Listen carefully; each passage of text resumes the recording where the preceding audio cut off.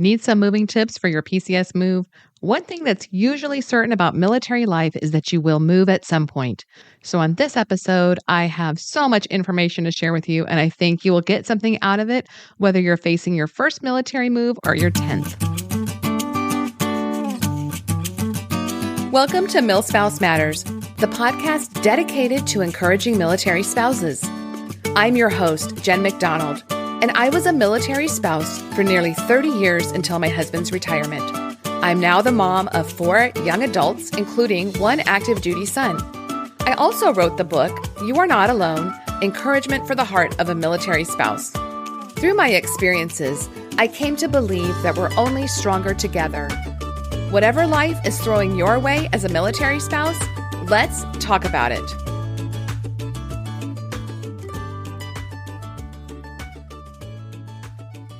Hey, families and road trip enthusiasts. Are you tired of dealing with messy cars, crumbs everywhere, and those hard-to-reach nooks and crannies?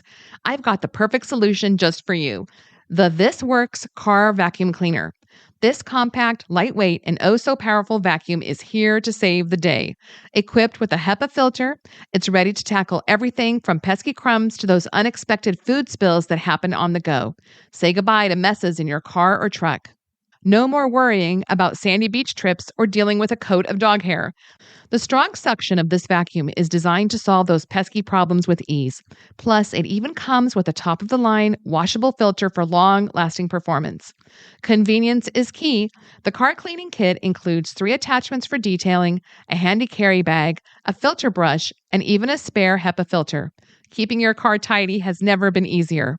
Visit the link in the show notes today and find coupons and special deals right on Amazon for this affordable handheld vacuum, the This Works Car Vacuum Cleaner.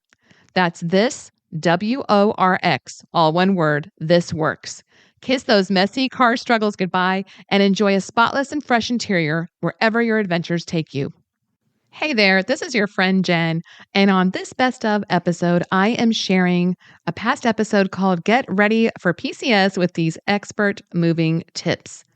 So I am going to be bringing back some of my favorite episodes or episodes that are just packed full of information over the coming months, because now that we are over 100 episodes, I know that you may not realize what all is there.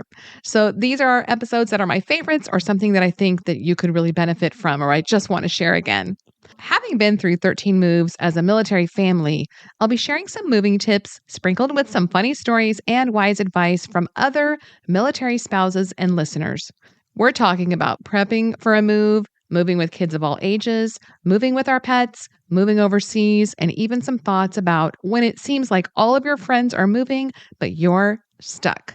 So we're going to first talk about PCS terms and acronyms to know, and we'll go all the way through settling in and helping your kids through a move. And if you're moving right now or you've just moved, I wish you all the best of luck. Calling all pet owners, are you looking for a natural solution to help calm your furry friend? Look no further than well-loved calming chews for dogs.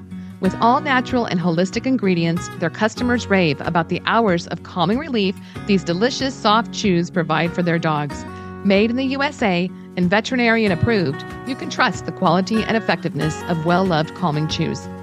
Whether it's a long flight with your pet or the upcoming 4th of July celebrations, these chews can help ease anxiety and stress in most dogs within 30 to 60 minutes. Say goodbye to restless nights and nervous behavior. It's time for a calmer and happier pup.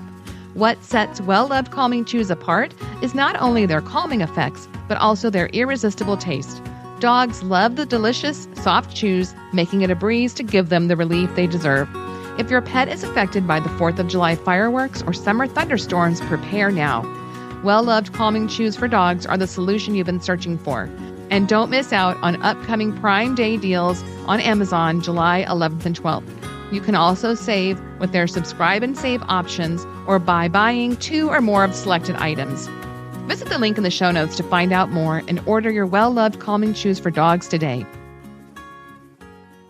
For our family, we had a lot of PCS moves. I think when we did a count, we actually lived in 24 different houses, which is a crazy story because sometimes we would move and then we'd end up moving on base, or we'd move on base and then they'd have us move to a different house on base. Just was the way it was. We actually had PCS move orders, I believe, 13 times with 4 overseas tours in there, bringing along 4 kids and a dog. And trust me, I don't claim to know everything because there's always something new to learn, but I have learned a few things along the way that I hope could maybe help you make your next move a little easier. And just a reminder, anything I mention is a tip to help you, but you should always, always, always check with official DoD resources or your local transportation office, whatever you call it in your branch of the military. We call it TMO in the Air Force, and they're the ones handling your move and are responsible for transporting your belongings. Your service member will be dealing with the local transportation management, like I mentioned, and you can always find official info again at move.mil. Here we go. Let's start off with a few stories from other military spouses. From Maggie. We just PCS'd with a toddler and an 11-week-old in the middle of this pandemic, as my husband was deemed essential. It was tough, but I'm glad to have it behind us. The best piece of advice I can give is be flexible, set realistic expectations, and give yourself and your family extra grace and patience. From Danielle. The craziest move we've made was our road trip from Florida to California with my husband, baby, and I all sick. We spent what should have been a night of rest in the ER, worried about a crazy high fever. Then, when the U-Haul towing our second car slowed to a mere 20 miles an hour, I swear that's what it felt like, going up and down the hills, I was over it. You better believe I lost my gosh darn mind when it started to smoke and we still had half a day to go. Anyway, my advice is simple. Maybe know your limitations and let the military pay for movers. Kids change the process a bit. I act like we're done with Diddy moves, but there's a solid chance that enough time will pass and we'll try it again. From Claire. We found one of our movers sleeping on the moving truck and later found him watching the Lego movie with our kids in the den. He didn't lift a finger. So Claire sent me a photo of him asleep in the moving van, which I think I'm going to have to share with you because it's one of those too crazy not to be true kind of stories. If it's your first PCS move, manage expectations. You will be exhausted. So you want to set up care for your pets, children, and plan to put up your feet at the end of each day. Even if you're not packing yourself, there's just a lot of logistics that go on. You're going to be tired. So the weeks coming up to a move are the time to deep clean, hold a garage sale, and donate extra items. So it's kind of a running joke in my family that the only reason my drapes were ever washed or my curtains were ever cleaned was moving every year. And there was a point of our lives where we spent about 6 years running that we moved every single year. So before the packers arrive, here are a few practical tips. And one of them is budget. So plan ahead in your budget for if you're moving out of a rental and you're going to need to make some repairs, or if you're a homeowner and you're selling, or just having to replace items, set some money aside in your budget for that. If you have a home and you're putting it up for rent and you might need to have some extra money for a mortgage payment that there's a gap in there, go ahead and think about that. If you have a pet, and we'll talk more about pets in a minute, you're going to need to be paying for vaccinations, health checks, quarantines, possibly if you're moving overseas, boarding fees, travel costs for your animal.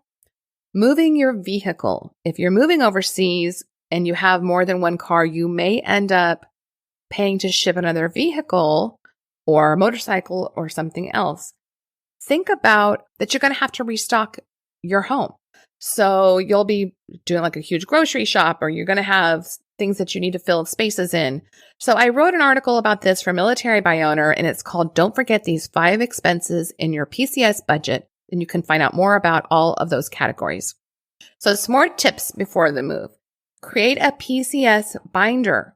Now, we do so much electronic, we may not think that this is important, but it is. You're going to want to put the copies of orders, your moving papers, financial documents, school records, any employment certifications you have, all in one spot. And also you want to hand carry things like your birth and marriage certificates, custody papers, and your passports. Set aside your passports. And I am embarrassed to say it, but I'm going to just tell you this story because we had been moving for 20 years and we were leaving Germany we had our passports set aside and somehow they got packed and they ended up in a box. And my husband ended up having to go to the warehouse. Thankfully, they had not left the country yet and had to go through all these boxes to find our passports. I mean, it was one of those panic moments of, oh, crud, we're all packed out. And if it's on a boat, on a slow boat to the US, we are stuck or we were going to have to figure out something. So it happens. So set aside all your important papers in one spot that you can just grab and probably put in a backpack or in a bag while you move.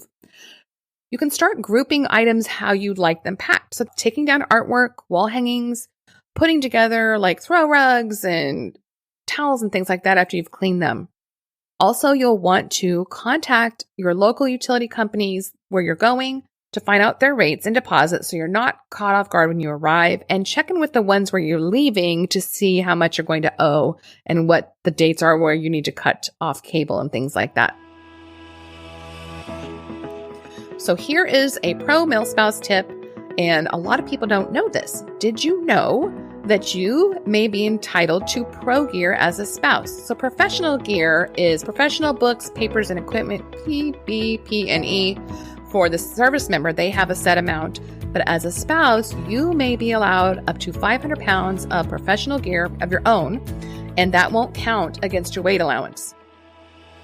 Your weight allowance will be based on your service member's rank and family, and you are allowed a certain number of pounds for your household goods, and anything over that you will pay for. So if you have pro gear, that doesn't count against your weight allowance, and those items, according to move.mil, again, always verify because things change.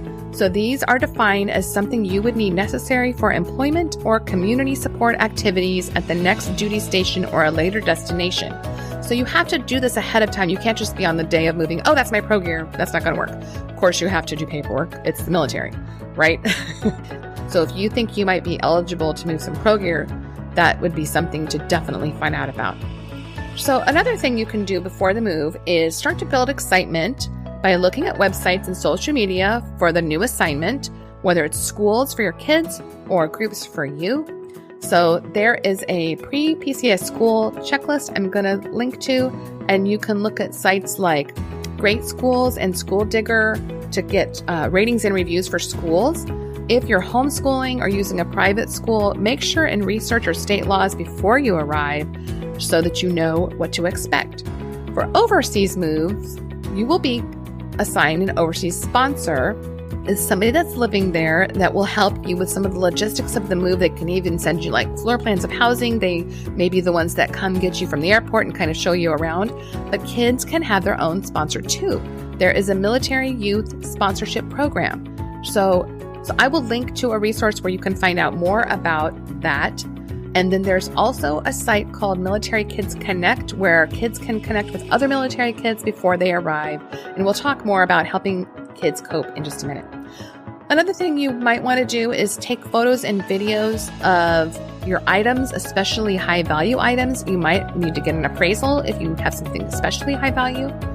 That's important to do and just have. I love Ziploc bags. So you can take your junk drawer items, puzzle pieces, anything small like that, and put them into Ziploc bags, large and small. And that also works for, like, if it's the day before a move, silverware and utensils, you can just bag them up, like all your knives together, all your forks together. And that way they are clean and unhandled until you open them on the other end. Cover open baskets of toys or those little pieces of, blocks and Legos and things. Take some moving wrap and just cover them up so they're not going all over the place inside a box. And just you're trying to prep as much as possible before the movers arrive, or if you're doing it yourself. And another reminder I want to tell you before the move is take care of yourself. So while it's important that you stay flexible, familiar routines can be really important. So make sure you're getting enough sleep. Try to keep your exercise routines going. And even though the goodbyes are coming up, go ahead and maintain connections. I always prefer to say see you later rather than goodbye, because you just never know when you'll come across friends again.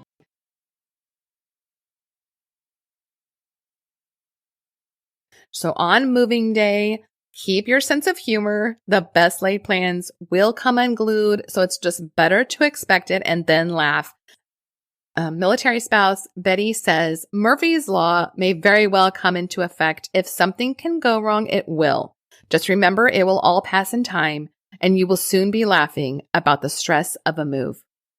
Another big tip, and you'll see this all kinds of places, but don't forget, like I said about our dumb passports, make a don't pack room or space. So either clear out a space. If you have a room or a closet, I recommend that because then it's just easier to keep it from being accidentally packed. So like a little linen closet or a laundry room, clear it out, put your luggage in there, papers, jewelry, medication, purses, any electronics that you don't want packed. Mark it really clearly with don't pack and shut the door. In fact, I know some families will just tape it off so that there's no confusion about whether that room should be packed.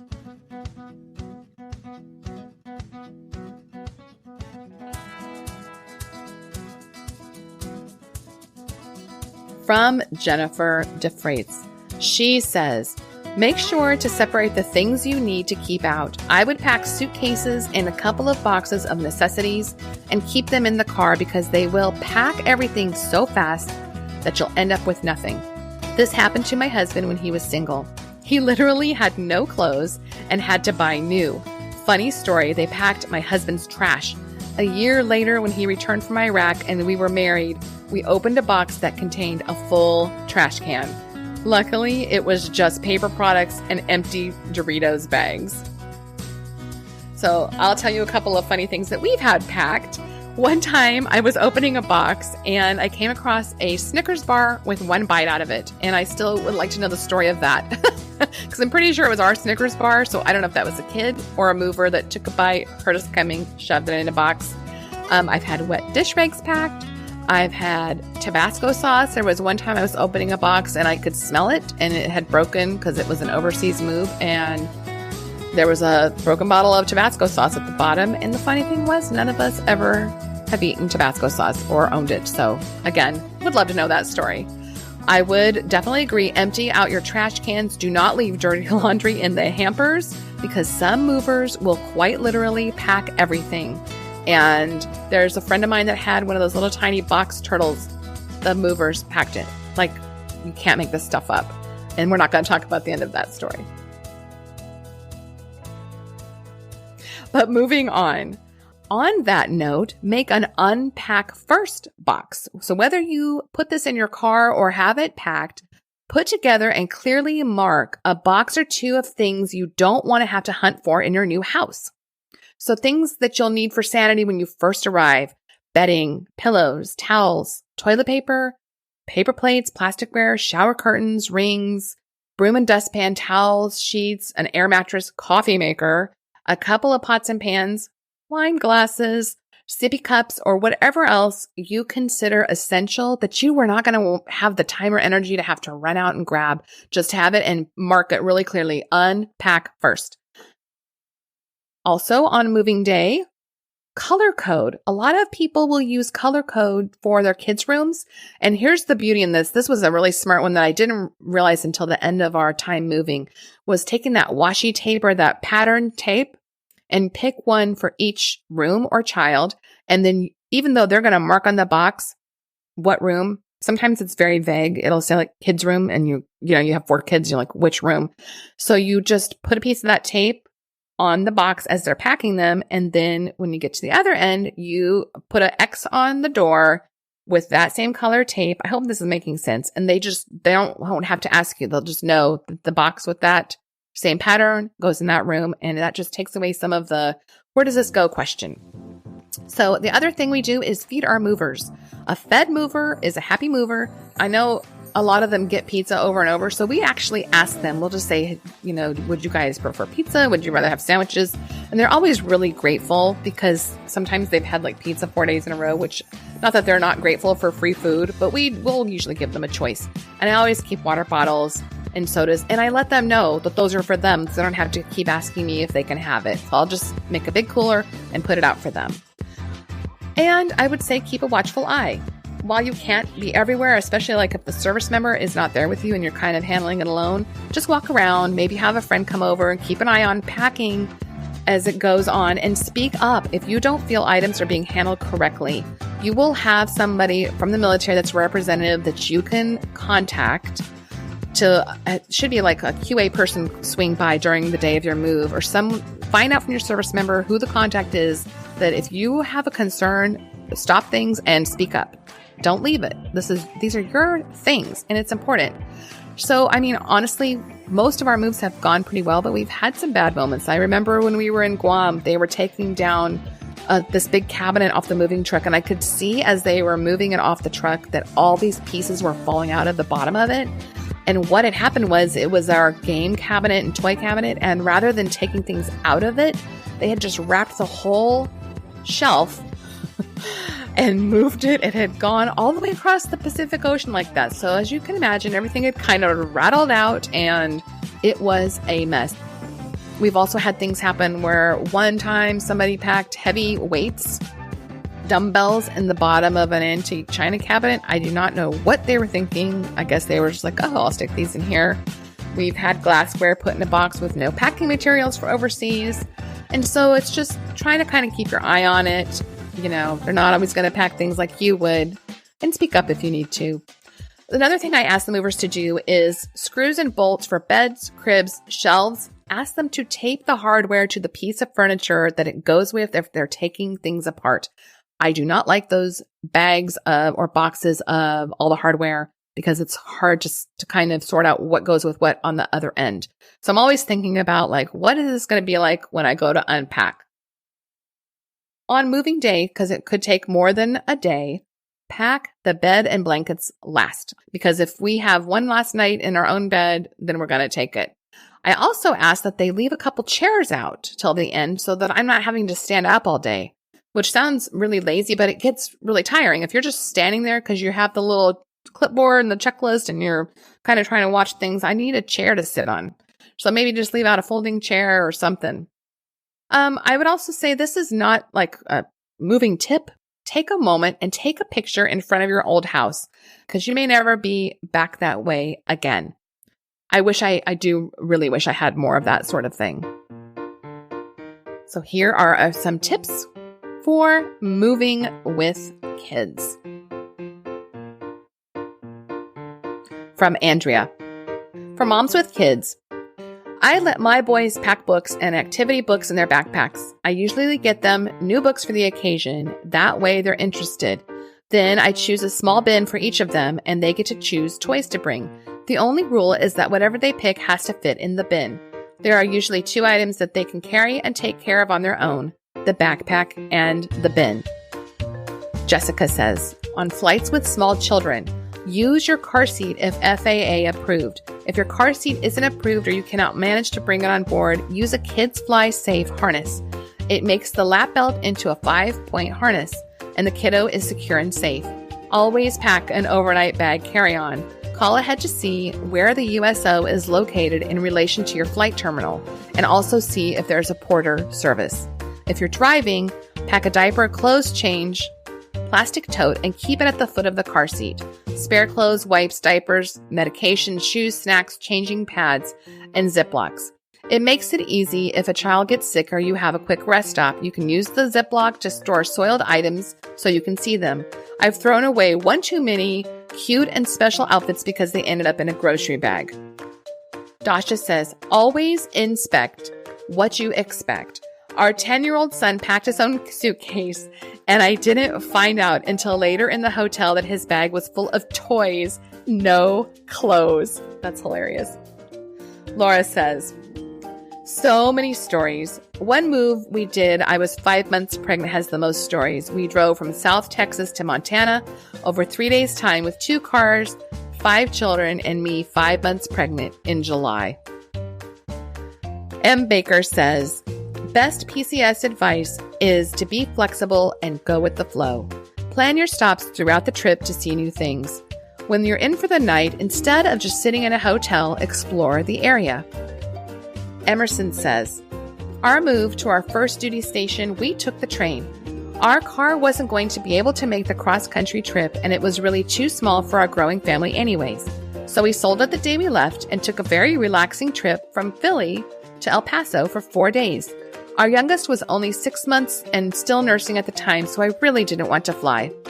And we were able to take so much more stuff with us on the train for free, 6 carry-ons and 8 checked bags. The tickets for all of us were less expensive than the price it would have cost for my husband to fly to Texas with us, since the Army wouldn't pay for his ticket. I would take the train everywhere if I could, especially for overnight trips. We didn't even need a sleeper car. So 2 nights we slept on the train, and on the middle night they switched trains. So we got a hotel suite that I found for super cheap. The baby didn't really sleep much on the train, but they had a lounge car where I could hang out with him and watch the scenery pass in the dark. The seats were roomy enough, though, that my husband and 7-year-old daughter were both able to sleep comfortably. I want to mention real quick that Extended Stay America has a 60% off for affordable hotels with kitchen, perfect for long stays. And you can find out more about that for their best rates if you're looking for from 1 to more night. It's not like it has to be a long stay. So I do have a link that you can use to find out more about the discount. And if you use that link to book it, I do get a small affiliate fee. It doesn't cost you more. It just helps support the podcast and my blog. So moving in day, you've arrived at your new location. The moving truck is there and you're faced with a mountain of boxes. So where to begin? First off, I do want to mention, I didn't talk about this earlier, about tipping movers. That's always kind of a question. Like I mentioned, we always fed our movers, and some people think that that's fine and that's all. We did always feed and tip our movers because it is a hard job and it's not a high paying job. So offer a tip at the end of the job if it's customary in your area or you feel it's warranted. Opinions are varied on this, but we have learned that erring on the side of generosity for the people who are handling our belongings seems to be a good policy and just kind of one that we always did. There's 2 schools of thought when it comes to unpacking. I always had them unpack the kitchen and set up beds and furniture or anything that they've taken apart. And that way it's livable and I can get to the rest of it as I get to it. Here's another spouse. Dasha says, have the movers unpack everything the day they move it in. It's a crazy mess for a day or 2, but it also forces you to completely move in instantly. Otherwise, boxes can linger for weeks or months, making it feel like you're still moving in that entire time.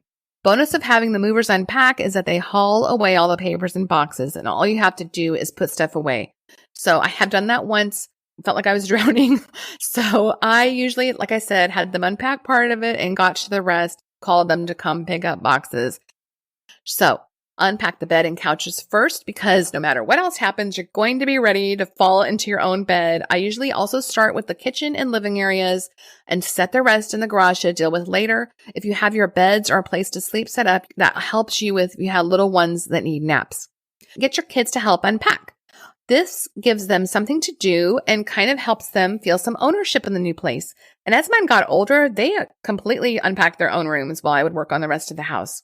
One spouse recommends create a keepsake with moving stickers. As you take those stickers off all your belongings, have a clear ornament ready or just set them aside to put on a clear ornament later. And every PCS, they did that because they're different colors.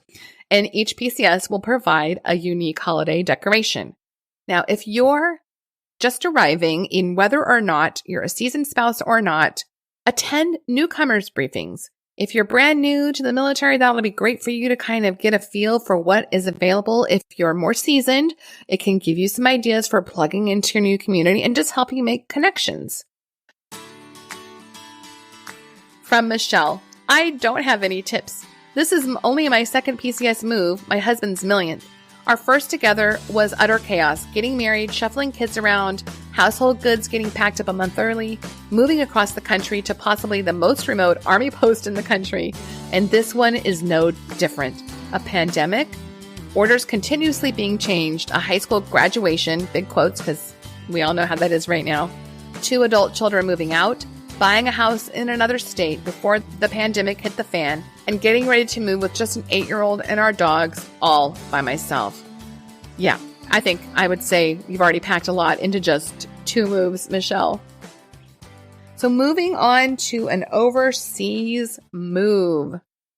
There is a lot to consider, and this is definitely a topic all on its own. And I did do an episode with Tara House, I believe it's episode 2, but I will link to it, where we talked about moving overseas. So you're going to be transporting a vehicle, dealing with different rules about pets, flying, dealing with the time change and jet lag, culture shock. Lots to think about. We did briefly talk about unaccompanied baggage. So that's just going to be an option for shipments where a small part of your weight allowance of your household goods is expedited to your new location, typically gets there pretty quickly and just kind of sees you through until the rest of your things arrive. And if you're moving overseas, you'll usually have a loaner closet or loaner furniture until your goods arrive. So check with the base you're going to see what they offer. They can have beds, couches, the whole set of like dishes and things for your kitchen. So there's a few ways to prepare for an overseas move. And I'm going to link to a couple of articles I've written about moving overseas. One is tips to prepare for your overseas move. Kind of some of the things we've already talked about with move.mil, your transportation office. If you are shipping a POV or vehicle, visit PCS My POV to get the official word on what you need to do and prepare to ship your vehicle. We talked about connecting with your overseas sponsor and also that military kids could have their own sponsor too. And there is another post called Ease the PCS Transition with the Youth Sponsorship Program. Don't forget about your travel documents. Do you need a visa? Make sure and bring your passport like we mentioned. You need to start early with pet travel plans, vaccinations, and quarantine requirements because some places will have you that you'll need to quarantine your pet for some weeks after you get there. A lot of overseas locations will have a smaller place for you to live, so you may need to downsize. So this is the time to think about that. Decide if you want to sell things or leave things behind or even look at long-term storage. So think ahead too. This is a pro tip I have heard from another spouse about items that could be hard to come by in your new location. So ask your sponsor and plan ahead. So like if you have medications that you need that are going to be harder for you to get, eyeglasses, or even favorite staples that you want to make sure you have and that you could possibly hand carry or ship in your household goods. We were homeschooling. So one thing I did was, kids didn't love this, especially if we were moving and it was like a new school year coming up. I would go ahead and order the school books for the coming year and ship them to the PSC, Postal Service Center, because you'll have an address to forward things to and it would all be waiting there for us. And so if we had weeks and weeks in lodging, we could go ahead and do school. If you have irreplaceable items like your wedding dress, antiques, old photos, you may try to find somebody to leave them with or put them into storage rather than shipping them back and forth overseas. This is from Amity. When moving to England, do not let the packers mark your kids' stuffed animals as such. Customs will hold your shipment to clarify that they are not taxidermied animals. That's interesting. I had never heard that one. Also use the kitchen utensils label as knives of certain lengths and features are illegal. Our craziest move was overseas back to the States. We packed out early but lived in an empty house for 6 weeks, lived in TLF for 2 weeks before the flight home and 1 week after, then left hubby to get to work while I took the kids to see the grandparents since our house wasn't ready. Doesn't sound too crazy, right? Except I had a baby 2 weeks after we packed out. I would never recommend packing out heavily pregnant, living in an empty house, or living in TLF with a newborn. I would also not recommend missing a flight when you're the solo parent with 8 kids. They put you on separate flights and scatter your little ones all over the plane. Oh my goodness, that sounds like a nightmare. So we just get through it, don't we, somehow? I actually wrote an article, and I'll link to this too, about why the 13th move is no easier than the first. And I think part of it is because sometimes we're just weary and we know it's coming. For our kids, especially if they've been through it several times, moving with military kids, it can be easy to forget how hard a PCS move can be on them. And it seems like with our 4 kids, they each took turns kind of having a difficult time. So patience and grace will go a long way during this time of transition. Help your kids feel ownership by involving them. Let them pack a special bag, help sort out their rooms, and make time to say goodbye. And as they get older and you leave them behind, it's another type of challenge. I've written about leaving older kids and dealing with leaving them at college while we moved or having them grow up and move out. And then we're moving somewhere and they, that's not their home and they've never been there. That's a different type of challenge. I also wrote another article about parenting. We're moving, but it's my senior year. a lot of you may find yourself in the position of having to figure out a plan for your high schooler. So let's talk about a couple things. If you're moving during your senior year, understand your rights as a family. The Interstate Compact on Educational Opportunity for Military Children was formed to facilitate record transfers, class placements, and graduation requirements. And I will link to that if you're hitting a wall with any of that. There are lots of resources to help you ease the transition. The student-to-student program through the Military Child Education Coalition, and this is not just for high schoolers, but for kids of all ages. Moving with a high schooler is not ideal, but there's a lot of people that have been through it. And it's not to say that, it's not valid what you're going through, but there are resources to make this easier. So I will link to some things to help you with that. Just a few more tips for kids: making time for goodbyes, connecting with potential friends, like through the youth sponsorship program, and keep talking, because your child may seem fine and they just may not know how to articulate what they're going through, or if you just feel like it doesn't matter because they don't really have a choice in this. So just keep talking and asking questions and checking in with your child, even if they seem to be doing fine. Make some time for fun. It can be really easy for us to get very task oriented, and we have all these checklists of things we need to do and get done before PCS. So plan a special outing before you move or along the way as you travel, and create some new memories. It's important for the whole family to have some downtime. And then when you arrive, let your kids acclimate, let them set the pace, and give them time to process this big change. And encourage them to keep in touch with their old friends if they're wanting to, and don't expect them to just, quote, get over it. Every kid is different, and so some of them will cope just fine, but others will struggle a little bit more. There is confidential help available through Military One Source. Again, we'll link to that. So, coming to the end here, I know this is kind of long. Like I said, I had so much more I wanted to cover, and I realized this was just going to get way too long. So moving with pets, we've touched a little bit on with the overseas move. Jessica says, if you have pets, see a military vet. Do not mess with civilian vets. We learned that lesson the hard way. 2 days before our flights, after 6 months of back and forth and $600 in fees and testing, we found out they had messed up our paperwork and did not have the proper credentials. Thankfully, a wonderful vet at our Air Force base was able to help us. We got our pet's paperwork squared away, flew into a military base, and were able to complete the required quarantine period in our residence. Moving with pets, you are going to face, it just depends on the state laws in the country you're going to. Some places will have you do a quarantine overseas. So they may need blood tests and getting test results back, and then a time where they are not allowed to be out in the population until a certain amount of time has passed. And then there's also regulations on breeds and species in your new area. So if you're moving into base housing, you'll want to know what's allowed. So your best bet is a visit to the vet, and I have had really good luck with on-base vets for this sort of thing because they are very accustomed to dealing with military moves, and so that makes sense, right? On moving day, you probably, unless you just have honestly, I usually found somebody to watch my dog. We've known people that the pet accidentally got loose because the door was left open. And it's also just kind of a frightening time for your animal. So it's probably best to find a safe place for them to go. And don't forget to add their things to your don't pack stash. There are some really good resources for a military move with pets. In some of those, you might be surprised. You may be eligible to ship your pet via military transport. I'll link to that. There's limited spaces on AMC flights for overseas PCS travel.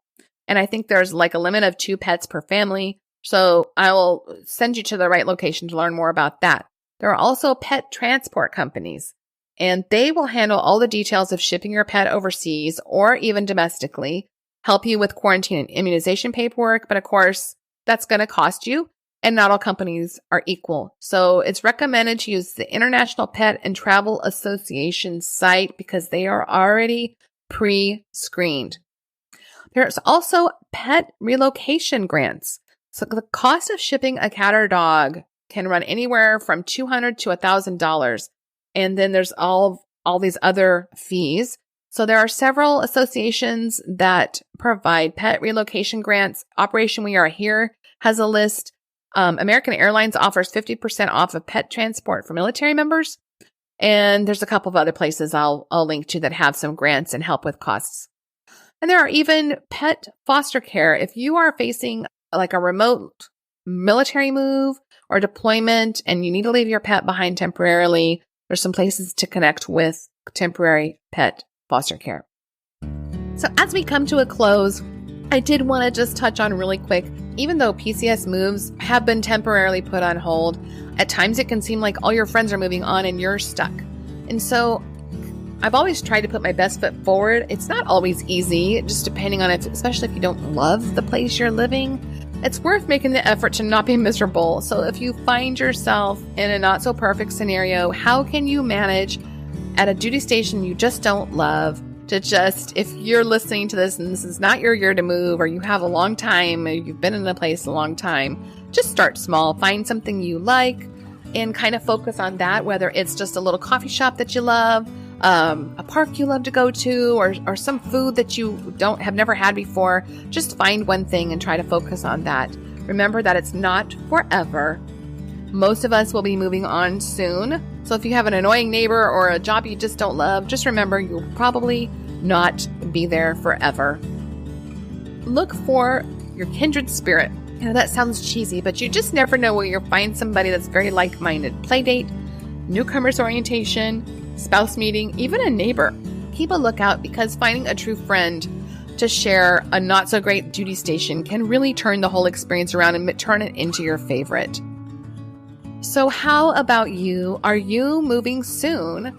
I would love to hear how it's going and where you're headed, if your move has been put on hold and what's happening with you, and share your best moving tip. Of course, there's always lots more. We did not get to it all. And just a reminder, the next episode will be all about finding housing, some house hunting tips, settling in, and living in military housing. And I really hope that this has been of some use to you, whether you're moving or not. Tuck it away until you do need it.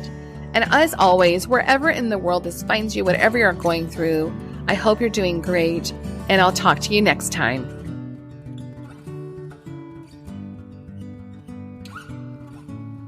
Hey friends, if you enjoyed this episode, be sure to visit my site to find even more resources for your military life, including a comprehensive list of PCS Move resources, resources for military kids, and military spouse resources, as well as my book, You're Not Alone, Encouragement for the Heart of a Military Spouse, a book study guide, and a deployment devotional, all on my site at jen-mcdonald.com.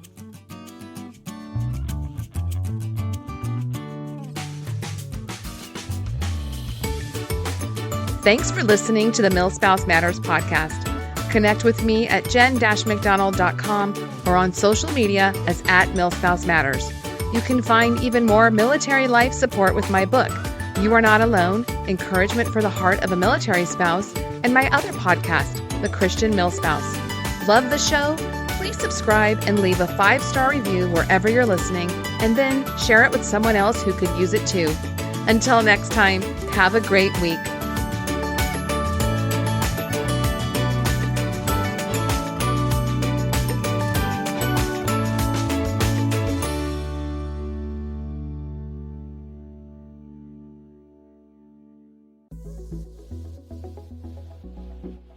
Military families are always on the go. Introducing HyperGo wipes for your life. Full body, rinse-free, hypoallergenic, biodegradable bathing wipes. The ultimate solution for staying refreshed and clean anytime, anywhere. These all-natural hypoallergenic wipes are perfect for post-workout, camping adventures, travel, and your daily life. They're designed to be gentle and safe for all skin types while being environmentally friendly. With HyperGo full body wipes, you can enjoy the convenience of cleansing without water. No matter if you're a dedicated athlete, a fitness enthusiast, or even just returning from a long flight, these wipes have got you covered. And you know what else makes them special? HyperGo wipes are 12 inches by 12 inches, unscented wipes that offer you a square foot of cleanliness and comfort. Plus, here's the best part. They offer a 100% satisfaction guarantee. If you don't love your cleansing wipes, they'll make it right. Don't let your busy schedule or military life get in the way of feeling fresh and clean. Visit the link in the show notes to learn more and get your hands on these amazing wipes. HyperGo, wipes for your life.